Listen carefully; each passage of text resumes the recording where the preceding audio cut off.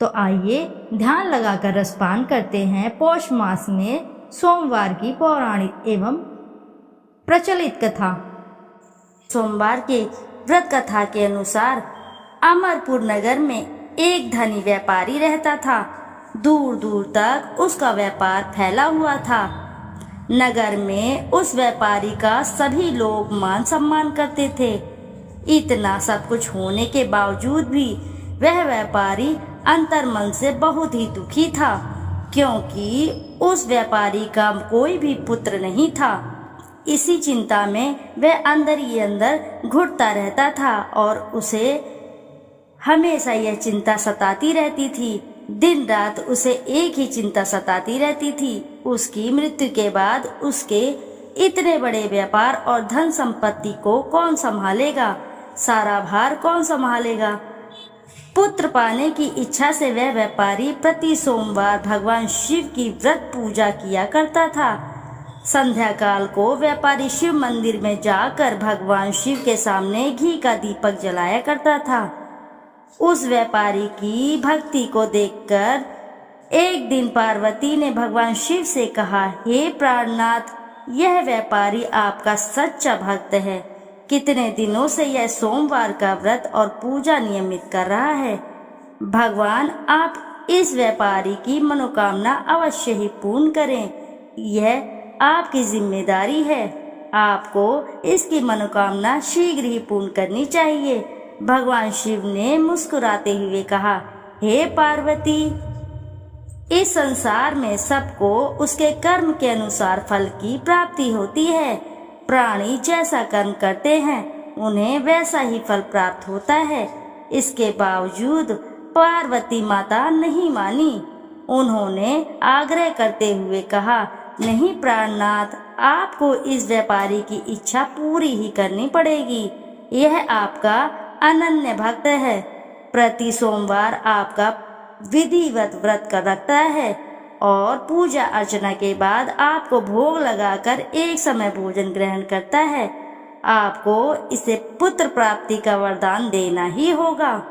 पार्वती का इतना आग्रह देखकर भगवान शिव ने कहा, तुम्हारे आग्रह पर मैं इस व्यापारी को पुत्र प्राप्ति का वरदान देता हूँ, लेकिन इसका पुत्र 16 वर्ष से अधिक जीवित नहीं रहेगा।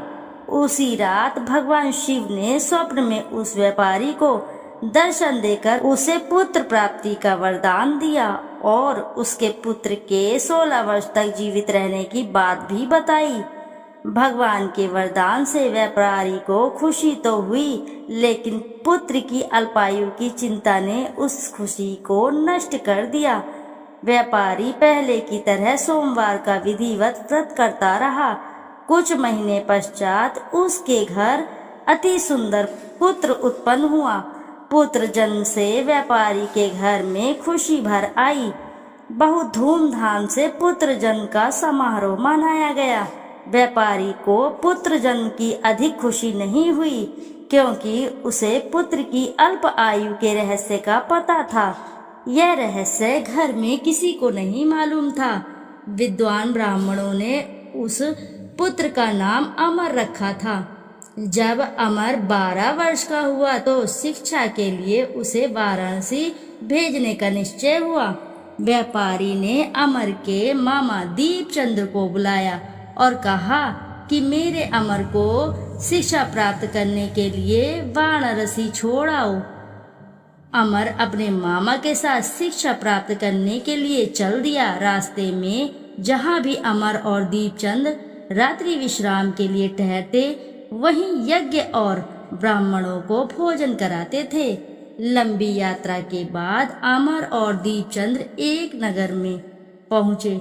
उस नगर में राजा की कन्या के विवाह की खुशी में पूरे नगर को सजाया गया था। निश्चित समय पर बारात आ गई, लेकिन वर का पिता अपने बेटे के एक आंख से काने होने के कारण बहुत चिंतित था। उसे इस बात का भय सता रहा था कि राजा को इस बात का पता चलने पर कहीं वह विवाह से इनकार न कर दे, इससे उसकी बदनामी होगी। वर के पिता ने अमर को देखा तो उसके मस्तिष्क में एक विचार आया। उसने सोचा क्यों ना इस लड़के को दूल्हा बनाकर राजकुमारी से विवाह करा दूं। विवाह के बाद इसको धन देकर विदा कर दूंगा और राजकुमारी को अपने नगर में ले आऊंगा। वर के पिता ने इसी संबंध में अमर और दीपचंद से बात की। दीपचंद ने धन मिलने के लालच में वर के पिता की बात स्वीकार कर ली। अमर को दूल्हे के वस्त्र पहनाकर राजकुमारी चंद्रिका से विवाह करा दिया गया। राजा ने बहुत सा धन देकर राजकुमारी को विदा किया। अमर जब लौट रहा था तो सच नहीं छिपा सका और उसने राजकुमारी के चुन्नी पर लिख दिया सारी बात जो घटित हुई थी। राजकुमारी चंद्रिका, तुम्हारा विवाह तो मेरे साथ हुआ था। मैं तो वाराणसी में शिक्षा प्राप्त करने जा रहा हूँ। अब तुम्हें जिस नवयुवक की पत्नी बनना पड़ेगा वह कान्हा है। जब राजकुमारी ने अपनी ओढ़नी पर लिखा हुआ पढ़ा तो उसने काने लड़के के साथ जाने से इनकार कर दिया। राजा ने सब बातें जानकर राजकुमारी को महल में रख लिया। उधर अमर अपने मामा दीपचंद के साथ वाराणसी पहुंच गया। अमर ने गुरुकुल में पढ़ना शुरू कर दिया, अपनी शिक्षा ग्रहण करनी शुरू कर दी। जब अमर की आयु 16 वर्ष हुई तो उसने एक यज्ञ किया। यज्ञ की समाप्ति पर ब्राह्मणों को भोजन कराया और खूब अन्न वस्त्र दान किए। रात को अमर अपने शयन कक्ष में सो गया। शिव के वरदान के अनुसार शयन व्यवस्था में ही अमर के प्राण पखेरु उड़ गए। सूर्योदय पर मामा अमर को मृत देखकर रोने पीटने लगा। आसपास के लोग भी एकत्रित होकर दुख प्रकट करने लगे। मामा के रोने विलाप करने के स्वर समीप से गुजरते हुए भगवान शिव और माता पार्वती ने भी सुने।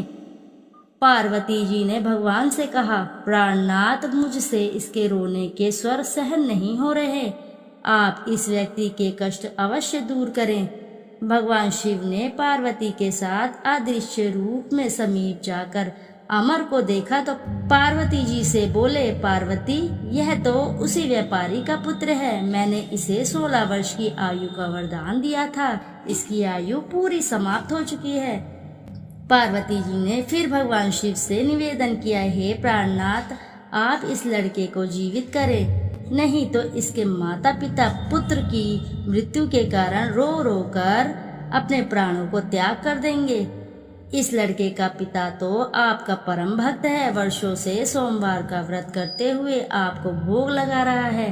पार्वती के आग्रह पर भगवान शिव ने उस लड़के को जीवित होने का वरदान दिया और कुछ ही पल में वह जीवित होकर बैठ उठा।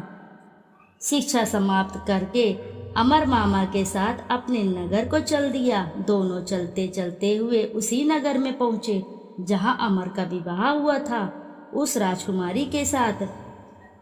उस नगर में भी अमर ने यज्ञ का आयोजन किया। समीप से गुजरते हुए नगर के राजा ने यज्ञ का आयोजन देखा। राजा ने अमर को तुरंत पहचान लिया। यज्ञ समाप्त होने पर राजा अमर और उसके मामा को महल में ले गया और कुछ दिन उन्हें महल में रखकर बहुत सा धन वस्त्र देकर राजकुमारी के साथ विदा किया। रास्ते में सुरक्षा के लिए राजा ने बहुत से सैनिकों का भी साथ भेजा था। दीपचंद्र ने नगर में पहुंचते ही एक दूत घर को भेजकर अपने आगमन की सूचना भेजी। अपने बेटे अमर के जीवित वापस लौटने की सूचना से व्यापारी बहुत ही प्रसन्न हुआ। व्यापारी ने अपनी पत्नी के साथ स्वयं को एक कमरे में बंद कर रखा था। भूखे प्यासे रहकर व्यापारी और उसकी पत्नी बेटे की प्रतीक्षा कर रहे थे। उन्होंने प्रतिज्ञा कर रखी थी कि यदि उन्हें अपने बेटे की मृत्यु का समाचार मिला तो दोनों अपने प्राण त्याग देंगे। व्यापारी अपनी पत्नी और मित्रों के साथ नगर के द्वार पहुंचा।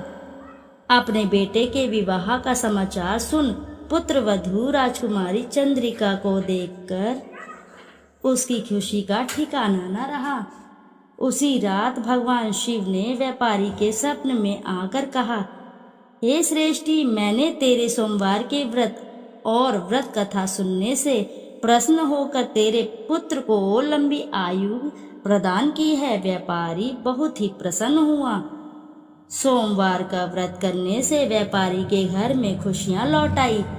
शास्त्रों में लिखा है कि जो स्त्री पुरुष सोमवार का विधिवत व्रत करते हैं और व्रत कथा सुनते हैं, उनकी सभी इच्छाएं शीघ्र ही पूर्ण होती है। भगवान भोलेनाथ की कृपा से उनके सभी मनोरथ शीघ्र ही पूर्ण होते हैं। भगवान भोलेनाथ उसकी सभी इच्छाओं को शीघ्र ही पूर्ण करते हैं। जो भी साधक इस कथा को श्रवण करता है और इसका हुंकारा भी भरता है, तो भी भगवान भोलेनाथ उसके सभी मनोरथ शीघ्र ही पूर्ण करते हैं। आइए अब रसपान करते हैं पवित्र शिव चालीसा। श्री गणेश जी गिरजा सुवन मंगल मूल सुजान, कहत अयोध्या दास तुम देहु अभय वरदान। जय गिरिजापति दीन दयाला, सदा करत संतन प्रतिपाला। भाल चंद्रमा सोहत नीके, कानन कुंडल नागफनी के। अंग गौर शिर गंग बहाए, मुंडमाल तन छार लगाए। वस्त्र खाल बाघंबर सोहे, छवि को देख नाग मुनि मोहे।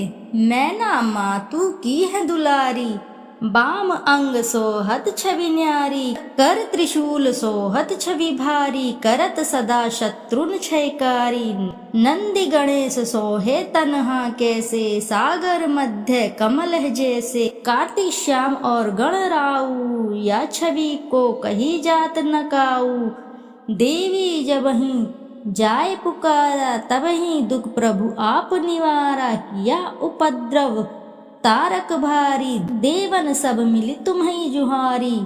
तूरत षडानंद आप पठायु, लब निमेष महामारी गरायु।